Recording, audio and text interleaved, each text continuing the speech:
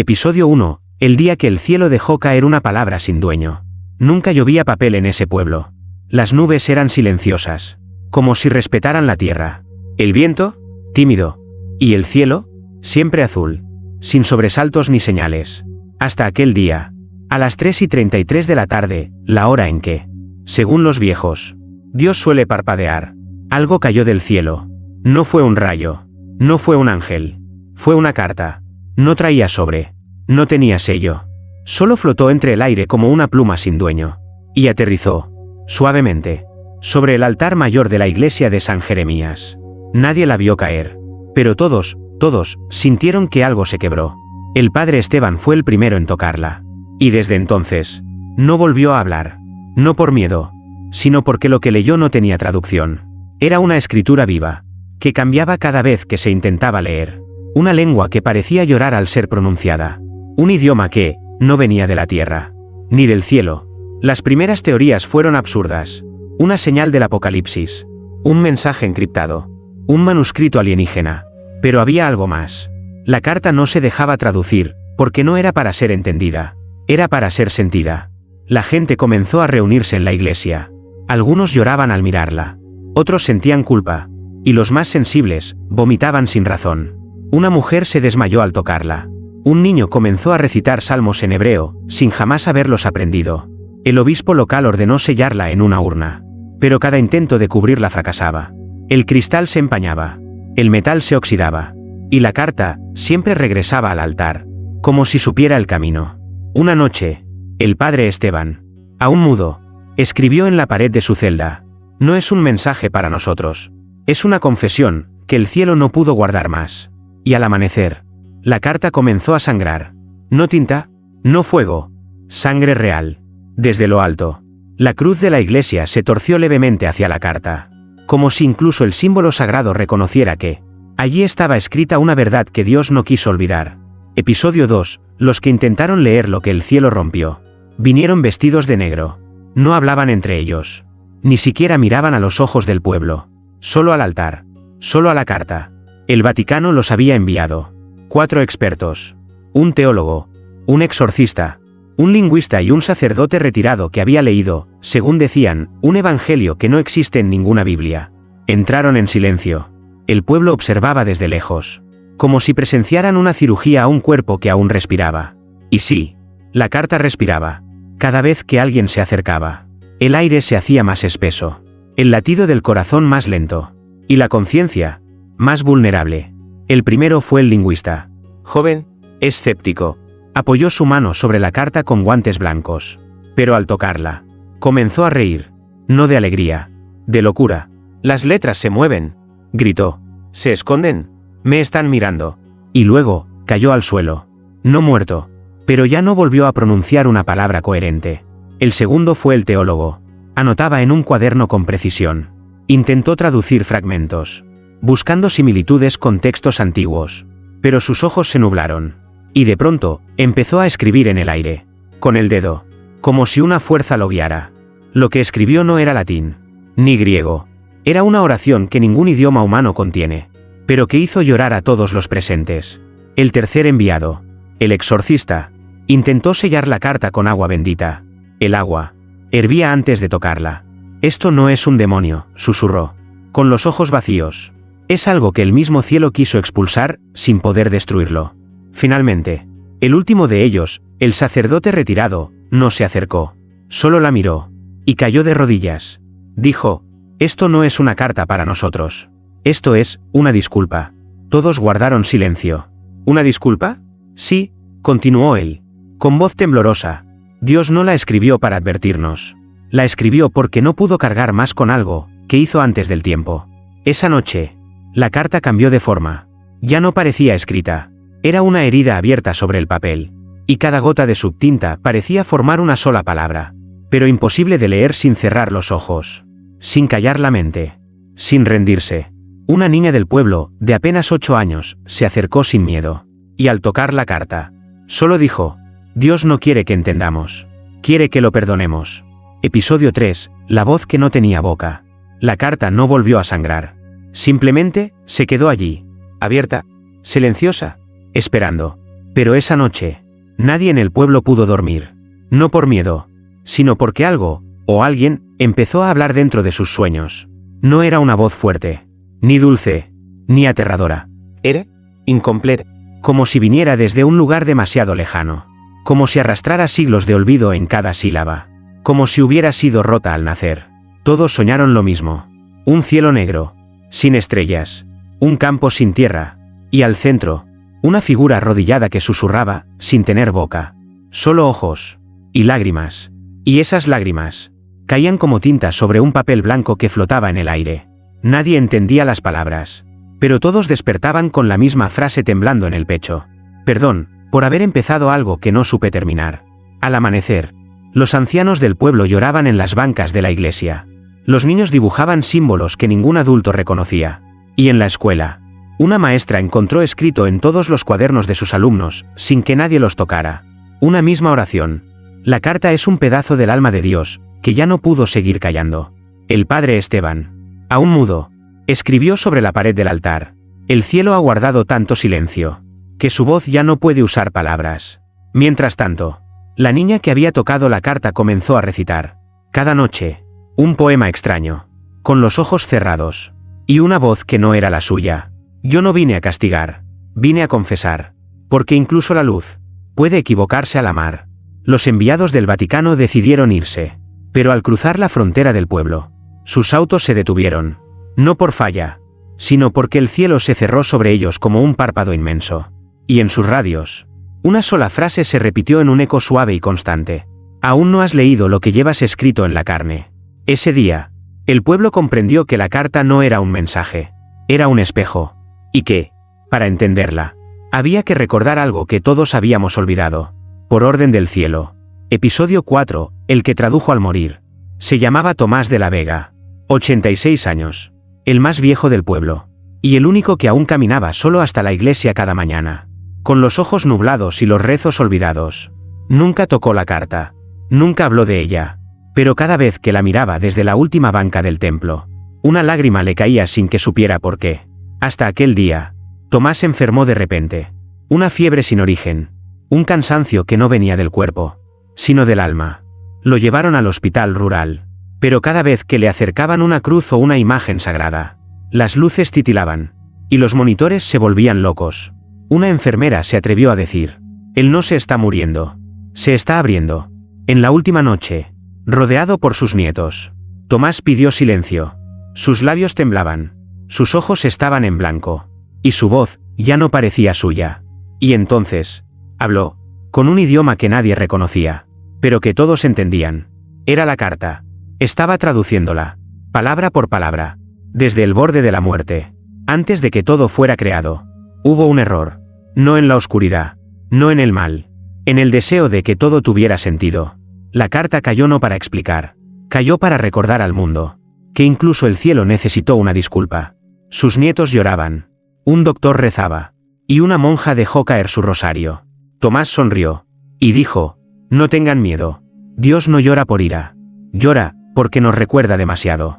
En ese instante, su corazón se detuvo, pero su voz, no. Se escuchó, en eco, dentro del templo, dentro de las casas, dentro del sueño de una mujer embarazada. Una voz antigua, profunda, herida. Una voz que decía: hay un lugar en cada alma donde guardé mi arrepentimiento. Y ahora, estoy abriéndolo. Al día siguiente, la carta ya no estaba sobre el altar. Flotaba, a medio metro del suelo. Y debajo de ella, una línea de luz escrita con sangre decía. Uno la leyó. Faltan 12. Episodio 5, la mujer que cargaba el idioma del cielo. Se llamaba Alma. 29 años. Madre primeriza. Creyente silenciosa. Desde que la carta cayó, no había dicho una palabra al respecto. Pero algo en sus ojos cambió. Como si supiera algo que aún no podía contar. A las 20 semanas de embarazo, empezó a soñar todas las noches con lo mismo. Una cuna vacía, una voz sin cuerpo, y la carta flotando sobre su vientre. Como si el mensaje no hubiera sido para el mundo, sino para su hijo. Alma no se lo dijo a nadie, hasta que una mañana, su médico de cabecera la citó con urgencia.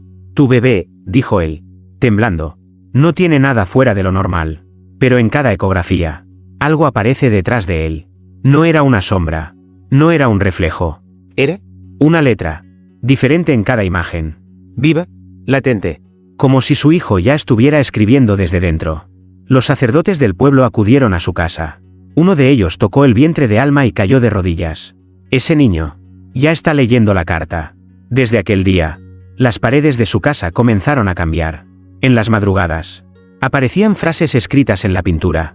Oraciones sin verbo. Recuerdos que no eran de nadie. Palabras que dolían sin explicación. Un día, Alma se despertó con un ardor en el pecho. Corrió al espejo y vio que, sobre su piel, el nombre Erazar estaba escrito en líneas rojas, como si hubiera sido quemado con ternura. No sabía quién era, pero en lo profundo de su alma, una voz suave, la misma de sus sueños, le susurró: «Tu hijo no es un profeta. Es la continuación de lo que yo no pude terminar».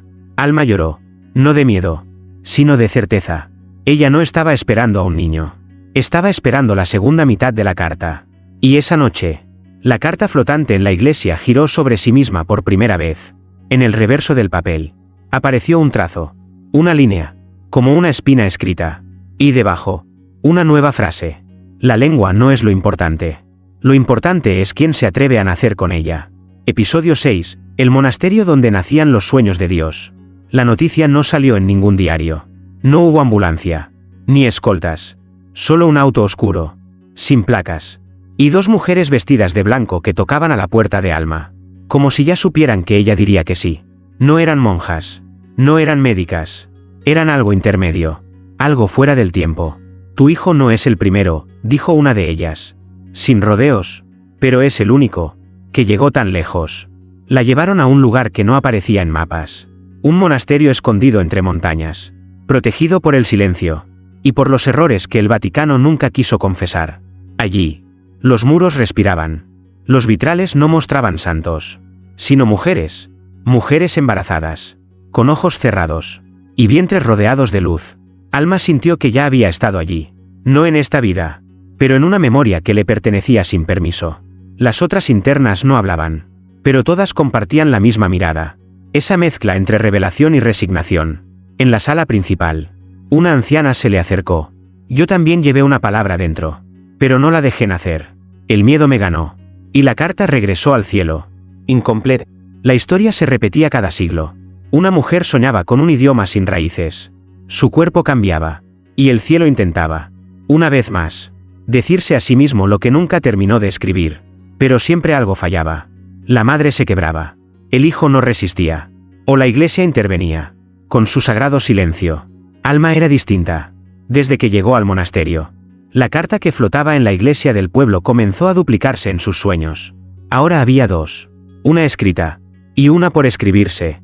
Las otras mujeres comenzaron a acercarse a ella, sin palabras, solo con cantos, cantos sin melodía, pero con peso, como si fueran trozos del alfabeto original del cielo. Y una noche, mientras dormía, Alma sintió que su hijo se movía con una fuerza diferente. Y lo oyó. Sí, oyó a su hijo hablarle desde dentro. No con voz, sino con entendimiento, con un idioma que ella no conocía, pero que comprendió de inmediato. «Madre, no tengas miedo de lo que llevas. No soy un castigo. Soy la continuación de su llanto». Y al despertar, sobre su vientre apareció escrita una frase nueva.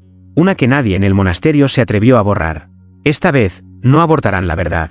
Episodio 7. La carta que el Papa ordenó nunca abrir. Año 1326. Una noche sin luna. Un papa sin nombre conocido fuera de los muros vaticanos firmó un documento sin fecha, sin autor, sin evangelio. Lo selló con cera negra. Y escribió a mano, con tinta que se desvanecía con el tiempo: «Nadie debe leer este texto hasta que vuelva a latir lo que fue rechazado. Hasta que una mujer sueñe en nombre de Dios». Durante siglos, esa carta fue escondida. Pasó por túneles, cámaras secretas, bóvedas que solo abrían con oraciones en latín antiguo. Los pocos que intentaron leerla enmudecieron. Uno se cegó, otro desapareció, hasta que alguien, ahora, en pleno siglo XXI, oyó los susurros que nadie más oía. El cardenal Saverio, uno de los hombres más viejos de la Santa Sede. Una noche, mientras dormía, soñó con una voz de mujer, una canción sin música, y un vientre que brillaba. Al despertar, supo que la hora había llegado. Ordenó que le trajeran la carta sellada en cera negra. La colocó frente al altar privado del archivo papal. Encendió 7 velas. Y rezó al revés, como lo indicaban las notas marginales escritas en sangre seca. Al romper el sello, la sala entera se estremeció. Una brisa helada sopló desde las paredes cerradas. Y el papel, que parecía antiguo, comenzó a calentarse en sus manos. El contenido era breve. Solo 4 líneas, pero lo suficiente para hacerle caer de rodillas. La palabra fue encarnada. El cielo intentó olvidarla, pero volverá. Esta vez, en una mujer sin nombre, que cargará lo que ni el verbo quiso decir. El cardenal, sin entender cómo, empezó a ver nombres que no estaban escritos. Y entre ellos, uno brilló. Alma. En ese instante, una llamada llegó desde el monasterio escondido. Una de las hermanas, con la voz temblorosa, dijo: el niño ha empezado a pronunciar frases completas, en un idioma que no tenemos forma de grabar. No suenan, se sienten, y cada palabra que él piensa, coincide con esta carta que nadie había leído jamás. El cardenal no dudó. Tomó un avión privado. Voló solo, y en su maletín, la carta profética temblaba como si supiera que su gemelo había regresado a la tierra. En el monasterio, Alma esperaba. Su rostro sereno, su vientre vibrando como un tambor sagrado. Cuando el cardenal la vio, no dijo hola, no dijo Dios te bendiga, solo se arrodilló frente a ella, y susurró: tú no llevas a un niño, llevas una respuesta. Episodio 8, el dilema que ni el cielo quiso resolver. En una sala sellada del Vaticano, bajo la bóveda donde se guardan los secretos que podrían romper la fe del mundo, se reunieron 7 hombres. No tenían nombres públicos, solo números, solo órdenes. Sobre la mesa, 2 documentos. Uno antiguo, la carta que nadie debía leer. Otro, recién escrito, un protocolo de silencio definitivo. Si ese niño nace, dijo el número 4, el dogma ya no será suficiente. ¿Y si la gente descubre lo que él es? ¿Qué? Interrumpió el número 1. ¿Que Dios alguna vez pidió perdón y lo escondimos? Silencio. Nadie negó, nadie afirmó, porque sabían. Lo sabían desde hace siglos. Alma era la grieta. El niño, la palabra que no se dejó decir. El cardenal Saverio, aún temblando por lo que había leído en la carta profética, fue convocado. ¿Lo defiendes?, le preguntaron. Él respondió con los ojos cerrados: no lo defiendo, lo escucho. Y ustedes, también lo escuchan. Pero fingen que no. Los hombres votaron. 4 a favor del silencio perpetuo. 3 a favor de proteger el nacimiento. La decisión fue clara. Se activó el último recurso. Una orden secreta, invocada solo 2 veces en la historia de la Iglesia. Interventio in utero Dei. Una cláusula que autorizaba el detenimiento de lo celestial encarnado. En palabras simples, interrumpir el nacimiento de una revelación antes de que tenga boca. Esa noche, 2 enviados fueron enviados al monasterio. Uno llevaba un rosario. El otro, una jeringa. Pero lo que encontraron al llegar, no fue una mujer indefensa, ni un niño por nacer, sino una luz suave, que respiraba. Alma estaba de pie, sus ojos abiertos, pero lejanos. Y detrás de ella, el cardenal Saverio, con la carta antigua en la mano, protegía la puerta con una calma que dolía. No pueden detenerlo, dijo. No esta vez. Porque esta vez, el cielo también está escuchando. Los enviados vacilaron. Uno de ellos dio un paso. Pero del vientre de Alma salió una palabra. Una sola. Sin sonido. Sin aire. Y aún así, todos la escucharon. Una palabra tan antigua que ni el Génesis se atrevió a escribirla. Una palabra que no juzga, ni ordena, solo recuerda. Y en ese instante, los vitrales del monasterio estallaron. No por fuerza, sino porque la verdad ya no cabía dentro del vidrio. Episodio 9, el parto que hizo temblar a los que rezan. No hubo dolor, solo un silencio tan denso, que parecía que el mundo había dejado de girar. El vientre de Alma comenzó a iluminarse suavemente. No como fuego, sino como algo antiguo volviendo a respirar. No era un embarazo normal. No era un parto humano. Era una revelación. Encarnándose. Las hermanas del monasterio formaron un círculo. No recitaban salmos. No gritaban. Solo permanecían en oración muda, con los ojos cerrados y las manos sobre el suelo, como si esperaran que la tierra también diera a luz.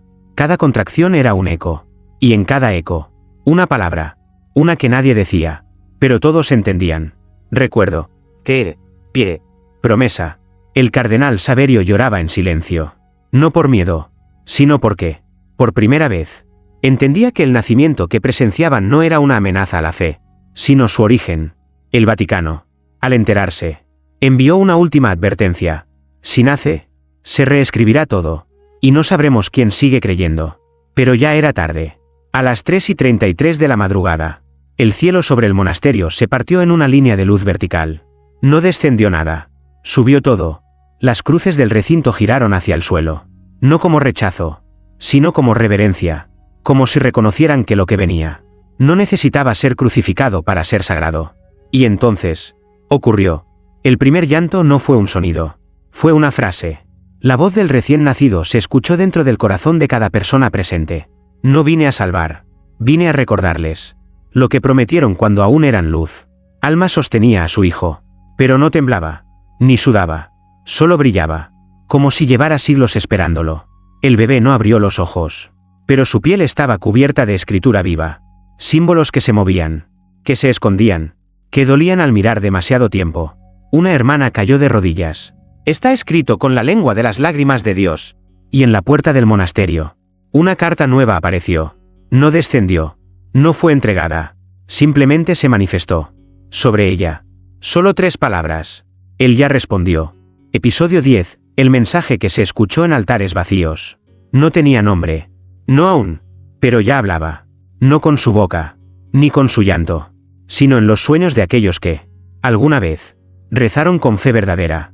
Al principio, fue un susurro, una brisa que entraba en habitaciones cerradas, una palabra que se colaba en el corazón justo antes del amanecer. Pero luego, se volvió más claro. Monjas enclaustradas comenzaron a escribir frases mientras dormían. Sacerdotes despertaron llorando sin recordar por qué. Y en parroquias abandonadas, los sensores de movimiento captaban algo de rodillas frente al altar, aunque no había nadie. En Buenos Aires, un viejo párroco escribió en su Biblia, con la tinta que brotaba de su dedo: no destruyan los altares, pero no esperen que yo vuelva a habitarlos, porque esta vez, habito en el recuerdo vivo. En Manila, una joven religiosa soñó que el niño caminaba descalzo por pasillos de mármol. Cada paso que daba hacía aparecer una palabra en las paredes: confesión, vergüenza, silencio, reencuentro. Y en Roma, el Papa soñó por primera vez en 20 años. Soñó con una iglesia sin techo, con bancas vacías, y con un niño que se sentaba en el lugar del altar, sin decir nada, solo observando, como si estuviera esperando que todos reconocieran lo obvio. Él no había venido a ser adorado, había venido a recordarles lo que ya sabían, pero decidieron olvidar. El Vaticano trató de negar los fenómenos, emitió comunicados fríos, silenciosos, pero dentro del archivo secreto. Los informes llegaban cada hora, crucifijos girando, hostias que sangraban tinta, niños que repetían, en diferentes idiomas, una sola frase: no hablo en templos, hablo donde alguien se atreve a no fingir fe. En el monasterio, Alma velaba el sueño de su hijo. No lloraba, no comía, solo escuchaba, y cada vez que él suspiraba, una nueva línea se formaba en la pared, como si el mundo estuviera escribiéndose desde su respiración. El cardenal Saverio pidió una sola cosa: déjenlo hablar, no con micrófonos, no con cámaras, con conciencia, porque el mensaje del niño no necesitaba volumen, solo oídos dispuestos a rendirse. Y esa noche, en más de 1000 iglesias cerradas, las velas se encendieron solas. Episodio 11, la piedra que lloró hacia el cielo. Ocurrió al amanecer, sin cámaras, sin peregrinos, solo el murmullo del viento acariciando el muro. Un vigilante solitario fue el primero en notarlo. Una de las piedras, aquella más antigua, la que nadie tocaba por respeto ancestral, comenzó a llorar, pero no como las otras veces. No lágrimas de agua, no humedad de la mañana. Eran lágrimas que subían. Sí, se elevaban, desafiando la gravedad. Flotaban suavemente, como guiadas por una intención invisible, y se perdían en lo alto del cielo, como si alguien, allá arriba, las estuviera reclamando. Los rabinos no hablaron. Los teólogos callaron, porque sabían, en lo más íntimo de su alma, que ese llanto no pedía nada. Recordaba. Horas después, la noticia cruzó fronteras. Miles llegaron con celulares, pero las cámaras se apagaban solas. Las grabaciones salían en negro. Solo el sonido se registraba. Una respiración contenida, como si el muro estuviera vivo. En el Vaticano, el cardenal Saverio, ya desgastado por días sin dormir, recibió un informe urgente. Al leerlo, cayó de rodillas, y dijo solo una frase: ya no se confiesa abajo, ahora es Dios quien necesita confesarse arriba. En el monasterio, Alma sintió como el cuerpo de su hijo se estremecía suavemente. No de fiebre, no de miedo, de compasión. Y al tomarlo en brazos, escuchó cómo, sin abrir la boca, él pronunciaba un único verso. Las piedras no guardan rencor, solo lloran cuando recuerdan lo que el hombre prometió y no cumplió. Esa noche, en Jerusalén, los rezos cesaron, pero no por pérdida de fe, sino por respeto, como si el mundo entero hubiera entendido, por fin, que había llegado el momento de escuchar sin pedir, creer sin temer, y rendirse sin vergüenza. Y entonces, una nueva carta descendió. No cayó, no flotó, simplemente apareció, justo en medio del muro. En ella, solo una frase, escrita con lo que parecía tinta, pero olía a eternidad. Estoy recordando. ¿Y tú? Episodio 12, final. La oración que todos llevaban sin saber. El niño dejó de soñar, no porque se cerraran los cielos, sino porque el sueño ya estaba despierto. Durante semanas, había hablado en suspiros, en latidos que convertían el silencio en profecía. Pero esa mañana, cuando el sol entró suavemente por la ventana del monasterio, él habló, abrió los ojos por primera vez, y miró a Alma, no como un hijo, no como un profeta, sino como si la reconociera de antes de todo. Entonces, pronunció su primera frase, con una voz que no venía de su garganta, sino de la raíz misma del alma humana. No eres pecador por olvidar, eres sagrado cuando decides recordar. Las hermanas cayeron de rodillas. Una de ellas lloró como si esa voz hubiera tocado la herida más antigua del mundo. Y entonces lo entendieron. El niño no traía una nueva religión, traía una memoria, una que había sido enterrada por siglos, debajo de dogmas, miedos y libros escritos para evitar.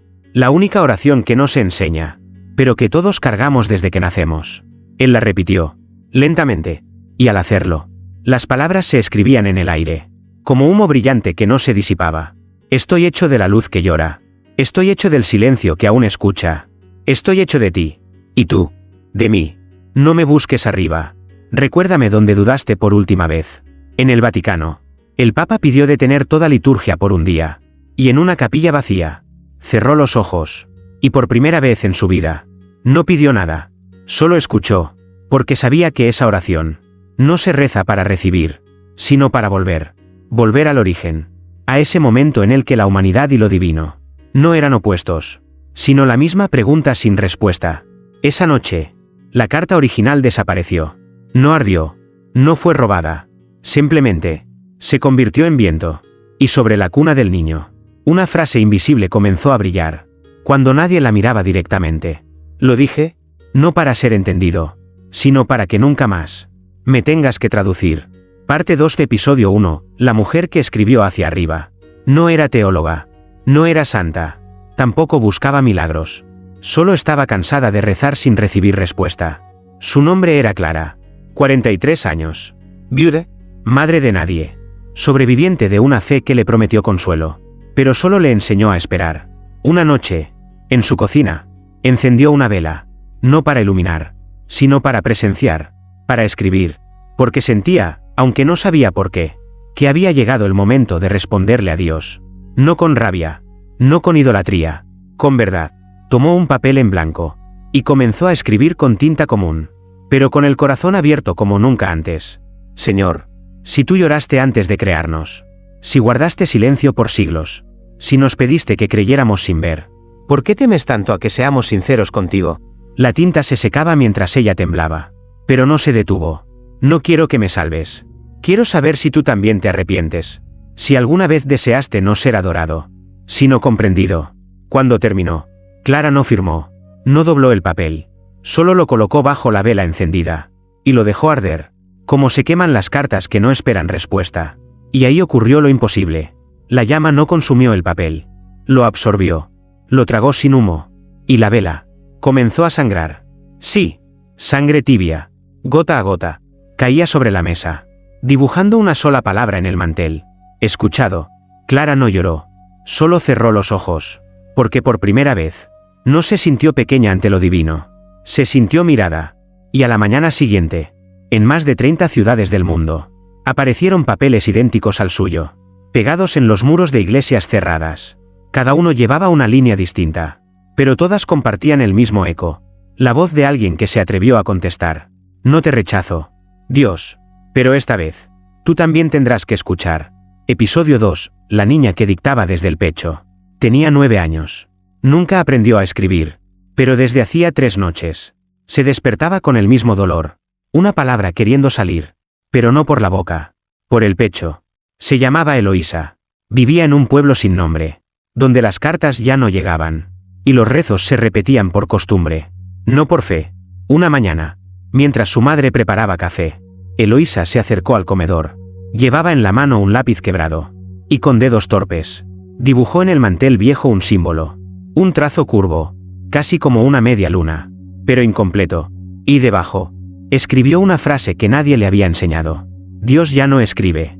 Ahora escucha. La madre pensó que era un juego. Pero cuando Eloísa se acercó al papel, y apoyó la frente sobre él, comenzó a dictar. No le hablaba a su madre, ni a ella misma.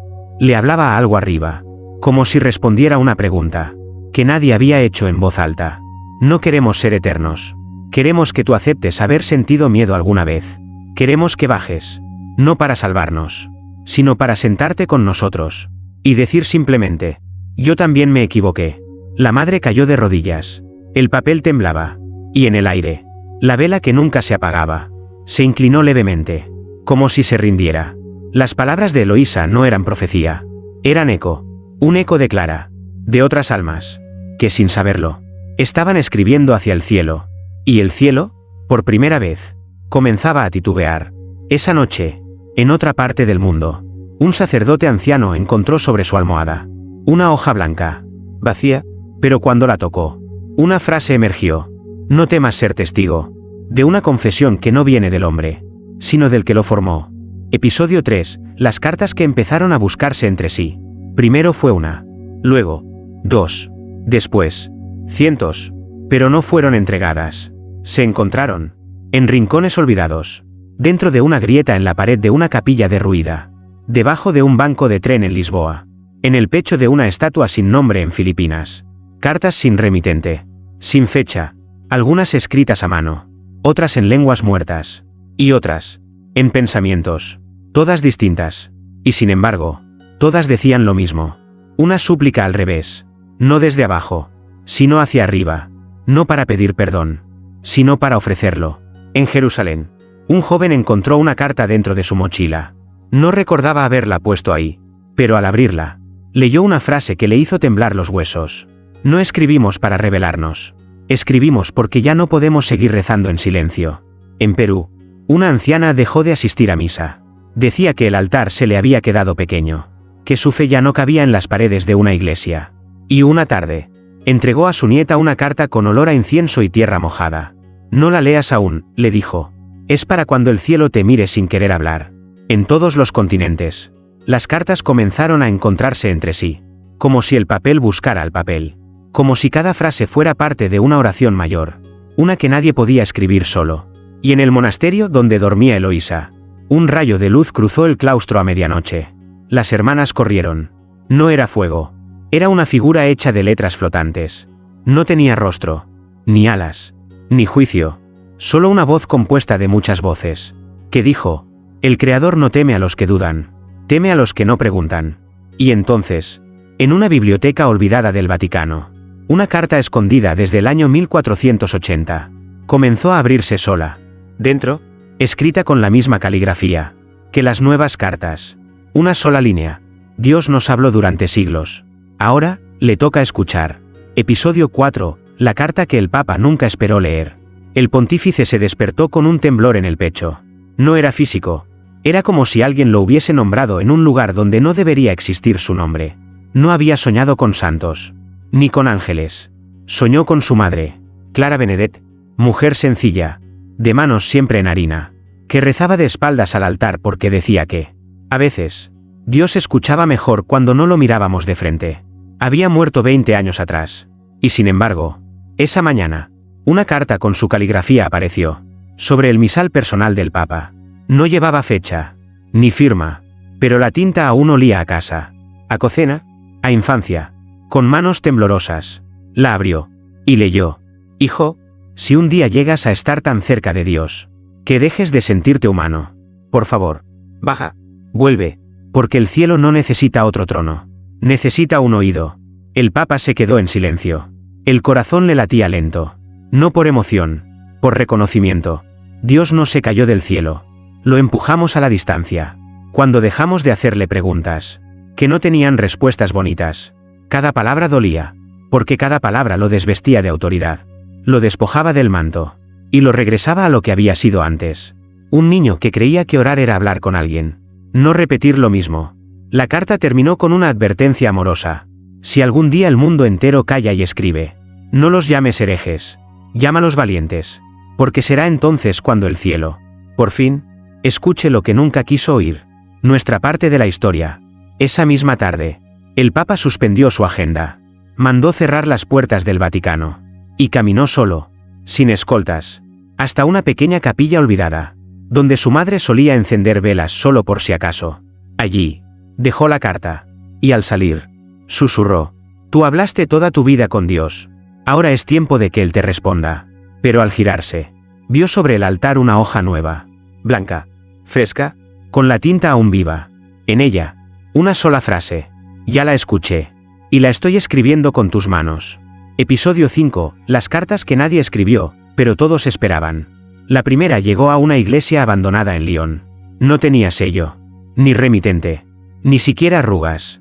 Estaba allí, en el centro del altar, como si el viento la hubiera colocado con la delicadeza de un monje invisible. El sacerdote que limpiaba el lugar cada semana pensó que alguien jugaba. Pero cuando la abrió, leyó una frase que lo dejó sin aire. No queremos nuevas verdades, solo que aceptes la nuestra.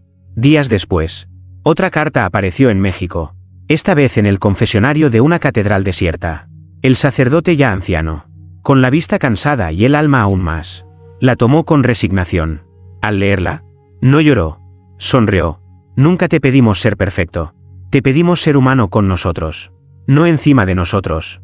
Las cartas comenzaron a multiplicarse, en distintas lenguas, con distintas formas, algunas escritas a mano, otras impresas en papel viejo, como sacadas del tiempo. Pero todas decían lo mismo: verdades personales, íntimas, dolorosas, cartas de huérfanos espirituales, que ya no querían adorar un cielo que no supiera llorar. En Buenos Aires, una monja encontró una sobre su almohada. No me alejé de Dios por dudar, me alejé porque cuando grité, nadie contestó, y tú solo me ofreciste silencio en forma de doctrina. En Jerusalén, un imán halló una carta entre las páginas del Corán. No era conversión, no era crítica, era un susurro desde la herida. ¿Acaso el Creador no puede agacharse a escuchar, como un padre cuando su hijo aún no sabe hablar bien? Los templos comenzaron a llenarse, pero no de fieles, sino de cartas. Cartas anónimas, cartas sin dogma, cartas que, por primera vez, no pedían salvación, pedían ser creídas.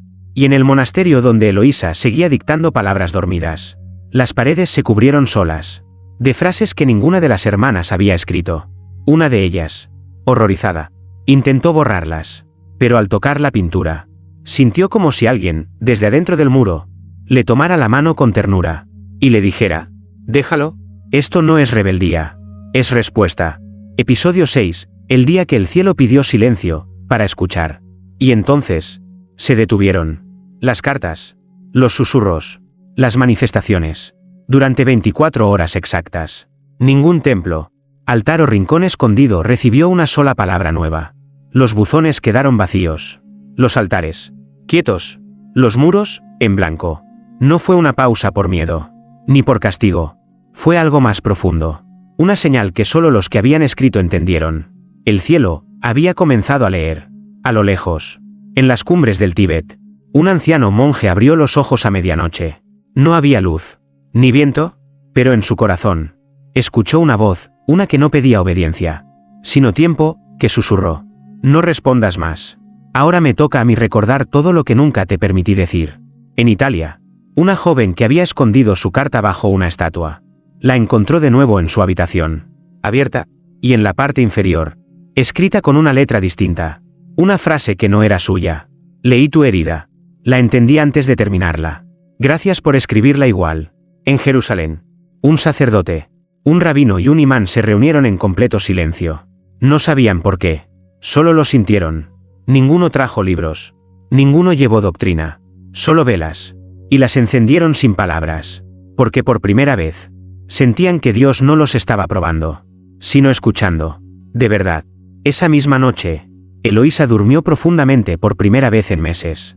No dictó nada, no se agitó, solo sonrió en medio del sueño, y una lágrima bajó por su mejilla. Las hermanas del monasterio la observaron, sin interrumpir, y en una pared que solía sangrar frases, solo apareció una línea, trazada por sí sola.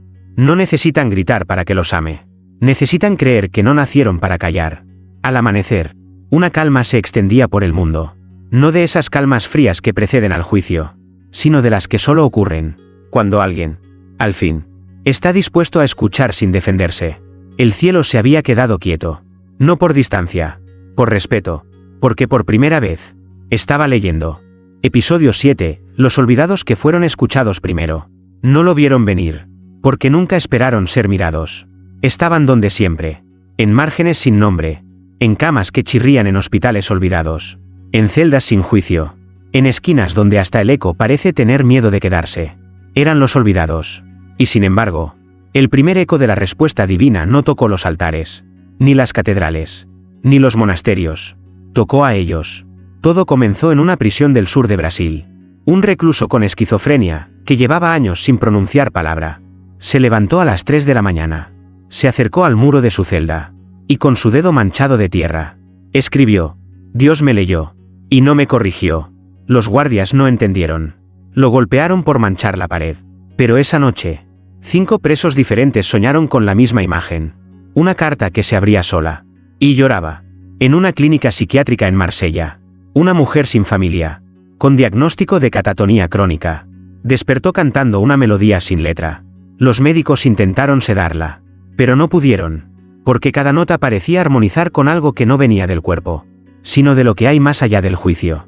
Una enfermera lloró al escucharla. Es la primera vez que alguien no le habla como paciente, dijo.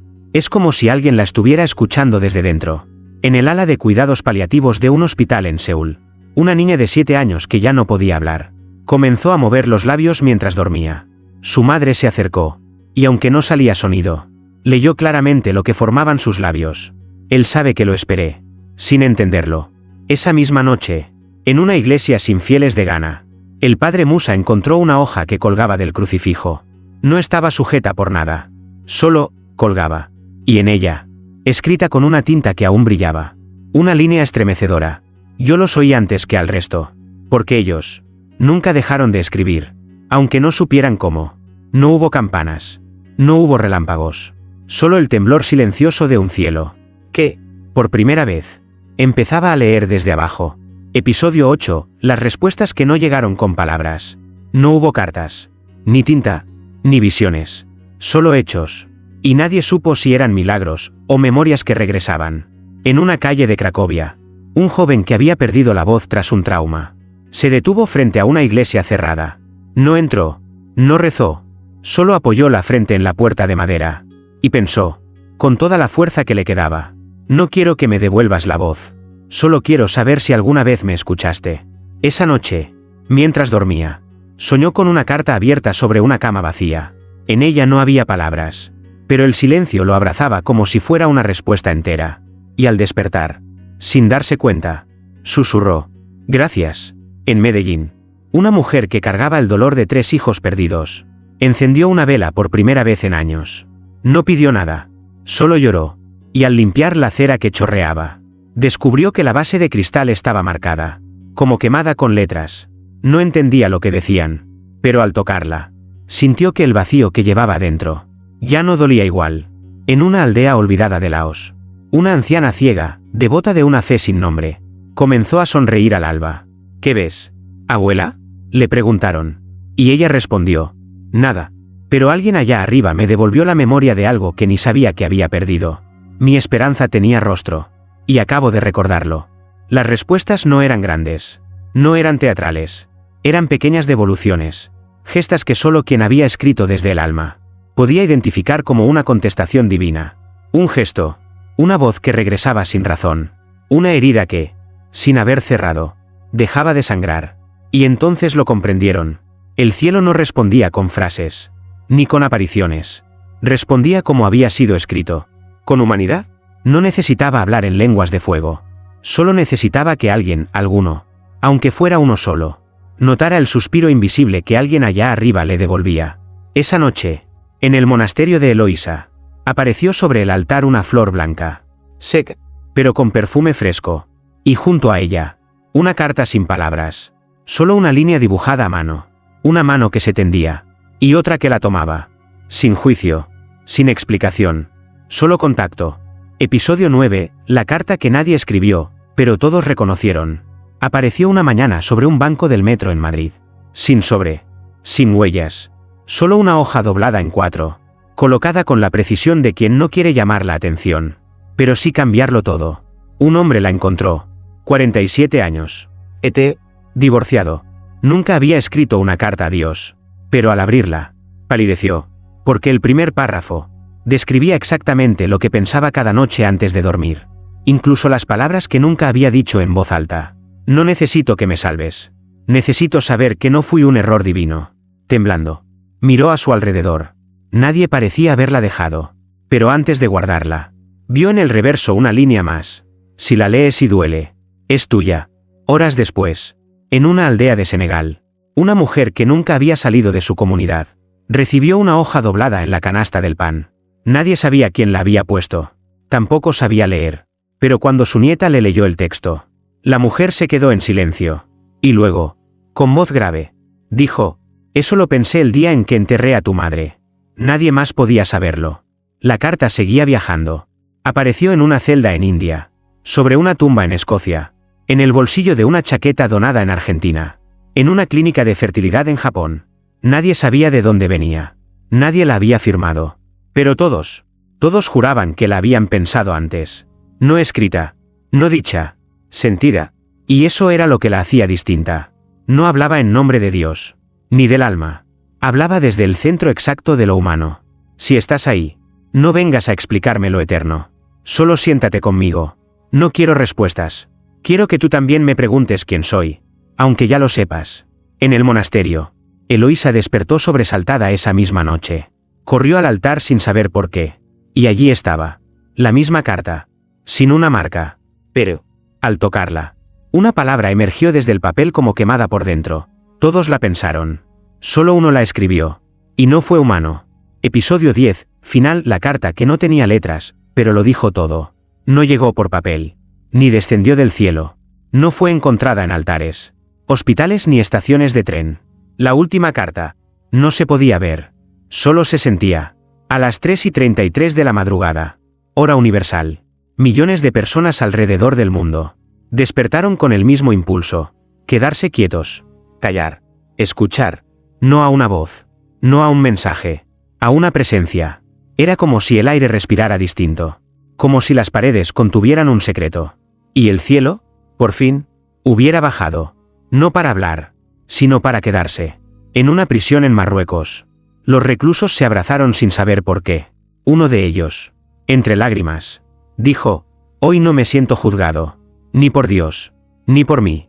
En una fábrica en Vietnam, una mujer dejó caer una herramienta al suelo. Y al recogerla, sintió que alguien le rozaba el hombro. Se giró. No había nadie. Pero murmuró, como por reflejo: «Gracias por no olvidarme». En una iglesia abandonada de Alemania, el órgano, inservible desde hacía décadas, emitió una única nota, una sola, sostenida, y los vecinos dijeron después que no sonó a música, sonó a regreso.